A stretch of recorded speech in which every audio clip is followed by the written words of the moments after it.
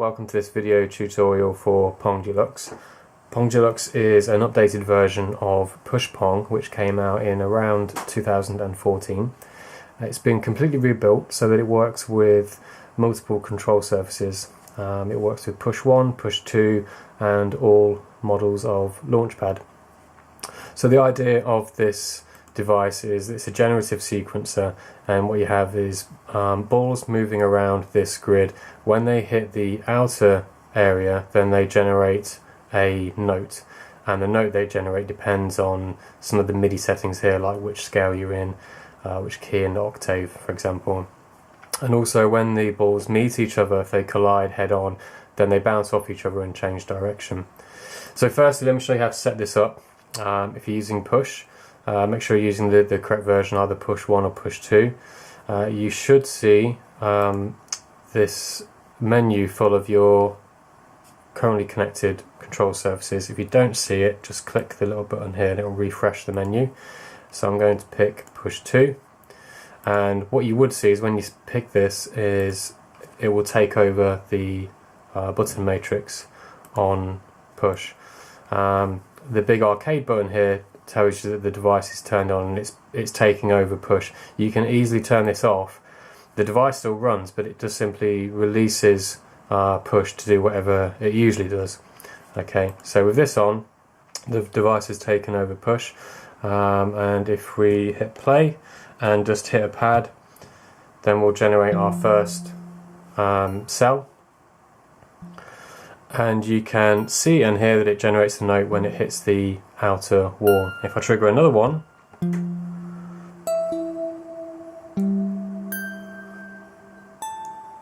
and you'll see that the settings for each of the cells is here. The top button tells us that the cell is on, and we can turn that off as well.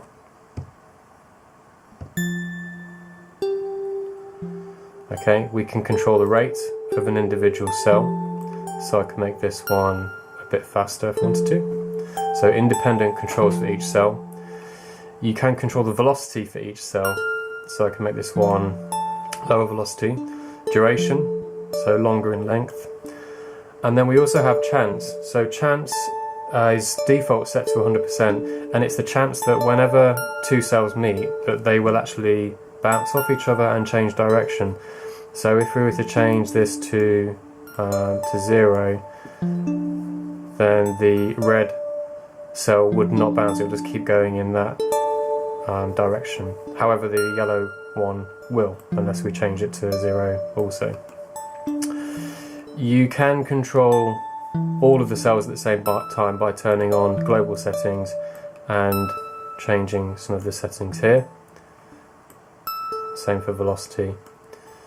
If you want to set some global parameters across all cells. The scene launch buttons on any control surface show you which cells are active, and again you can turn them off here.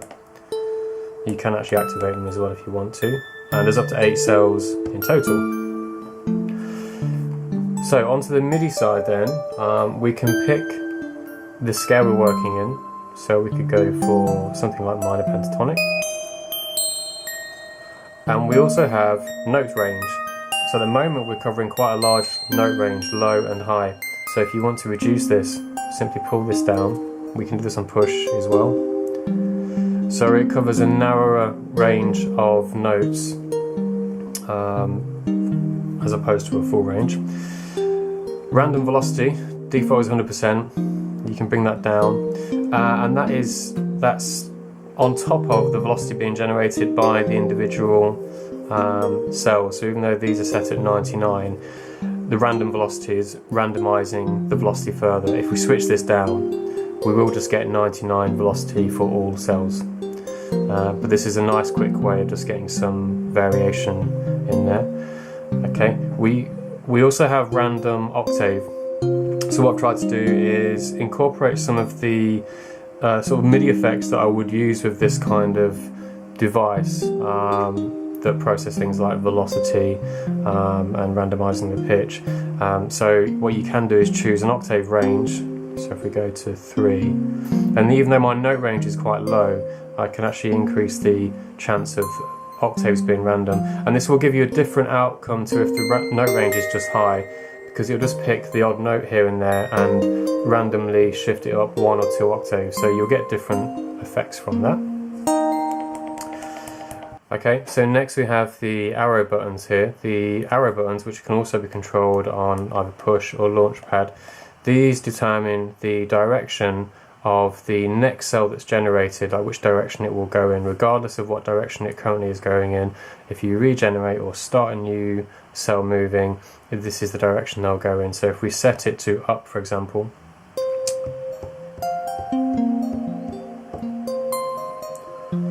and because they're all going up and they're all on their own column, then they're not meeting each other, so they're not going to bounce and change direction.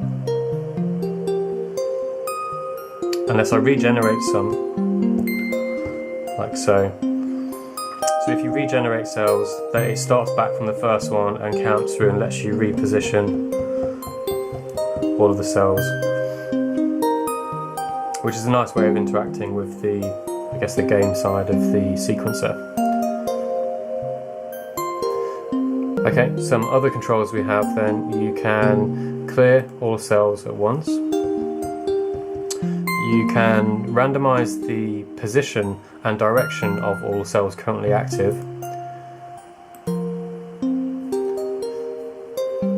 And you can force all cells to bounce as if they've hit another cell, which means they just change direction. Okay, so the next thing to show you is the melodic sequencer. So with the cells that are moving around, you can end up with some chaotic sequences sometimes, and you might want to fit them into something a bit more usable, depending on what you're actually making musically. So if you click the button here, you'll see a melodic sequencer. This is turned off by default, and what you can do with this is when you turn it on, it will receive, or it will grab all of the notes being generated from the Pong sequencer, and it will use them to update its own internal sequencer. And the key to this is that this sequencer can have its own length, so it can be set to 16 steps, and it can have its own rate. You can set your own velocity and length, and it can have swing as well. So if we turn this on,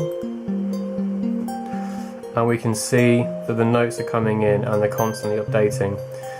If I want to turn some steps off, just pull the velocity all the way down.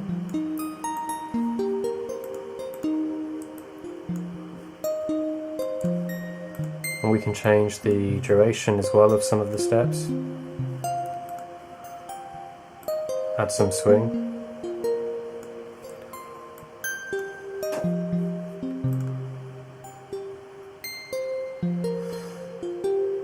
So what's happening now, we are getting the different note information coming from here, but we've got this constant and familiar velocity sequence running over a 16-step pattern.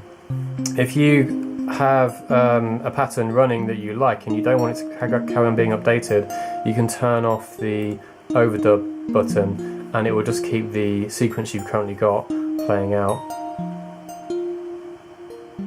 And then you can just tap into this if you want to get some new notes information coming from over here.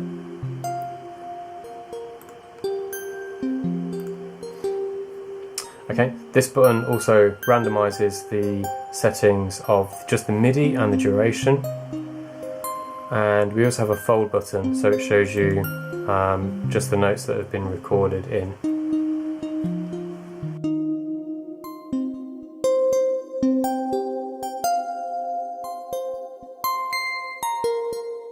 All of the arcade devices have been designed so they can be used across multiple tracks and in conjunction with each other.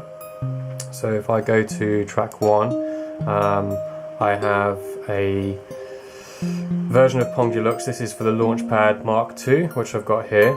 So if I select LaunchPad Mark II, the difference with how you get started with the LaunchPad is it uses the User 2 mode on LaunchPad 1 and 2 and just User mode on the LaunchPad Pro. You'll see it go orange when the device is active.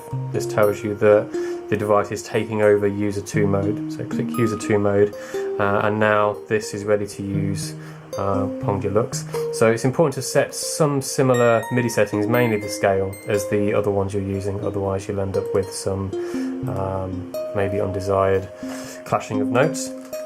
And then it's the same process.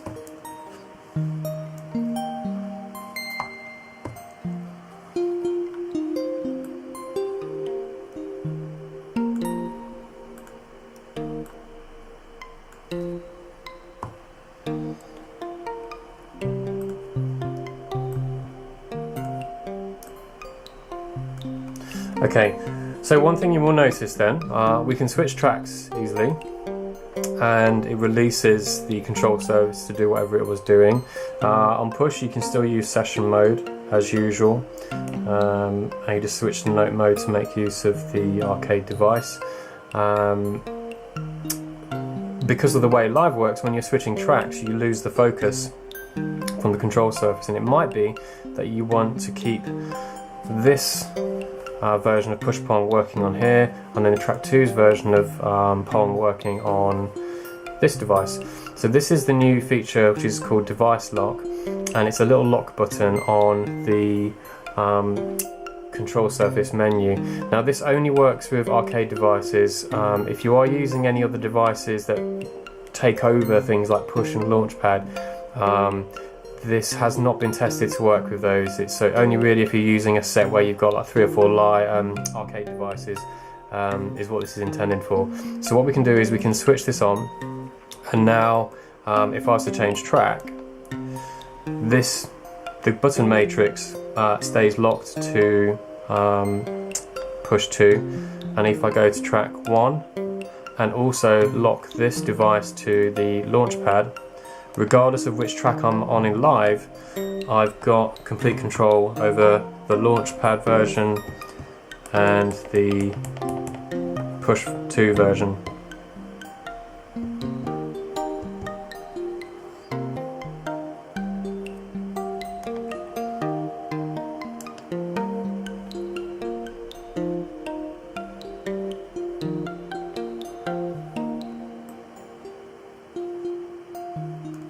Okay, one final setting that you might find useful is the hits dial. So when you have got lots of note information coming out, or if you're running at, let's say, a fairly fast rate, and there's lots of notes coming out, hits is just the chance of how many notes are going to be generated. So 100% all the notes being generated will actually come out the device. 0, we will have no notes coming out. So this is a nice way of just easing off and just getting a few notes coming out, as things can get a little bit chaotic with the Pong style sequencer.